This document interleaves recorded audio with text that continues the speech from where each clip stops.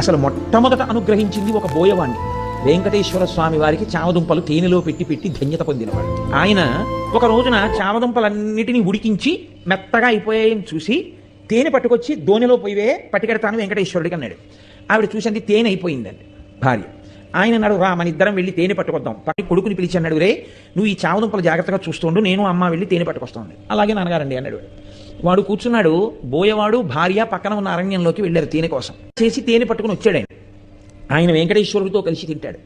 అందుకని ఆ తేనె పట్టుకుని వచ్చే లోపల ఈ పిల్లవాడికి ఆకలిసింది. వీడికి ఏమిటి అలవాటు, నాన్నగారు రోజు అక్కడ పెట్టి తిని వస్తారు, అప్పుడే మనకి పెడతారు. కాబట్టి అక్కడికెక్కడికో వెళ్ళి పెట్టడం ఎందుకు, నాన్నగారు ఈ చెట్టేగా వెంకటేశ్వర స్వామి అంటుంటారు, కాబట్టి ఇక్కడ పెట్టేస్తే అయిపోదేంటి. ఈ పిల్లవాడు నమ్మాడు, ఉన్నాడు అక్కడ ఈశ్వరుడని. తినేశాడు చెట్టు రూపంలో ఈశ్వరుడు. తినేస్తే తండ్రి వచ్చాడు, వీడు మిగిలినవి తినేశాడు. స్వామికి పెడితే తినేచ్చుగా, తినేశాడు వాడు. తండ్రి వచ్చాడు, ఏవిరా చామదుంపలు అన్నాడు. నాన్నగారండి ఈ చెట్టులోనేగా స్వామి ఉన్నారన్నారు, మీరు రమ్మన్నాను, ఆకలేసేస్తోంది స్వామి, ఉండలేను నాన్నగారు వచ్చే వరకు, నేను తినాలంటే మీకు పెడితే కానీ తినద్దంటారు కదా నాన్నగారు, మీరు వస్తే నా స్వామి మీరు తినేద్దరు కానీ నేను తినేస్తాను, రండి స్వామి అని అడిగాను. వచ్చారు, పెట్టాను, తినేశారు.